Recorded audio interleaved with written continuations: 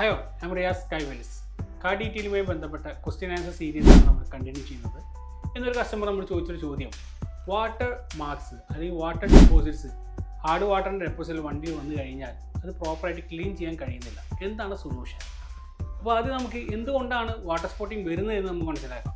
നമുക്കറിയാം, വാഹനത്തിനകത്ത് അല്ലെങ്കിൽ വാഹനം വാഷ് ചെയ്യുന്ന സമയത്ത് നമ്മൾ ഉപയോഗിക്കുന്ന വെള്ളത്തിനകത്ത് ഹാർഡർ വാട്ടർ ആണെങ്കിൽ, അല്ലെങ്കിൽ എല്ലാ വെള്ളത്തിനകത്തും മിനറൽ ഡെപ്പോസിറ്റ്സ് ഉണ്ട്.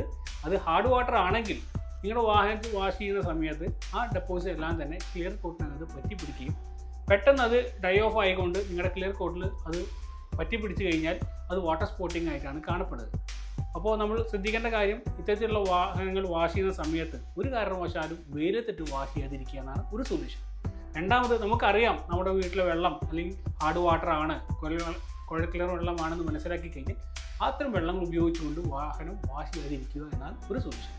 ഇനി നമ്മൾ ബോധപൂർവമല്ലാതെ, ഇപ്പോൾ നമ്മൾ മഴക്കാലത്തൊക്കെ വാഹനം ഉപയോഗിക്കുമ്പോൾ വാഹനം ഓടിക്കുന്ന സമയത്ത് മഴ പെയ്തു, നമ്മൾ നേരെ കൊണ്ടുപോയി പാർക്ക് ചെയ്തിട്ടു, ഈ വെള്ളം സ്വാഭാവികമായിട്ട് എന്താവും, ഡ്രൈ ഓഫ് ആവും. അപ്പോൾ ഇതിനകത്തും മഴയിലായാലും പല വെള്ളത്തിലായാലും റോട്ടിൽ നിന്ന് തെറിച്ചു പോകുന്ന വെള്ളത്തിലെല്ലാം തന്നെ പല രീതിയിലുള്ള കണ്ടാമിനൻസും ഇത്തരത്തിലുള്ള മിനറൽ ഡെപ്പോസിറ്റ്സൊക്കെ ഉണ്ട്. അതുകൊണ്ട് ഇതെല്ലാം തന്നെ നമ്മൾ വാഷ് ചെയ്യാതെ കൊണ്ടിട്ട് കഴിഞ്ഞാൽ അല്ലെങ്കിൽ അത് ഡ്രൈ ഓഫ് ആയി കഴിഞ്ഞാൽ സ്വാഭാവികമായി അപ്പോൾ നമുക്ക് വാട്ടർ സ്റ്റെയിൻസ് കാണാൻ കഴിയും.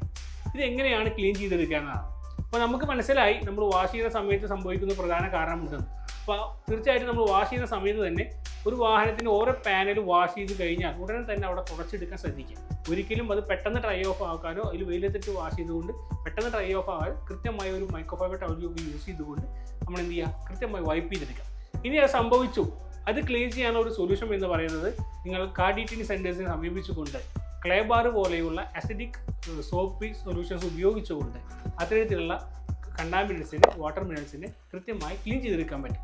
അപ്പോൾ അത്തരത്തിലുള്ള ക്ലീനിങ് ഏജൻസിനെല്ലാം ഉപയോഗപ്പെടുത്തുകയാണെങ്കിൽ അതിന് നമ്മൾ മെക്കാനിക്കൽ ഡീകണ്ടാമിനേഷൻ എന്നാണ് പറയുക. അത്തരത്തിലുള്ള ഏജൻസി യൂസ് ചെയ്തുകൊണ്ട്, ഇത്തരത്തിൽ അസിഡിക് സോപ്പ് സൊല്യൂഷൻസ് ഉപയോഗിച്ചുകൊണ്ട് അല്ലെങ്കിൽ ക്ലേ ബാർ യൂസ് ചെയ്തുകൊണ്ട് നിങ്ങളുടെ വാട്ടർ സ്പോട്ടിങ് നമുക്ക് ഒഴിവാക്കാൻ കഴിയുന്നതാണ്.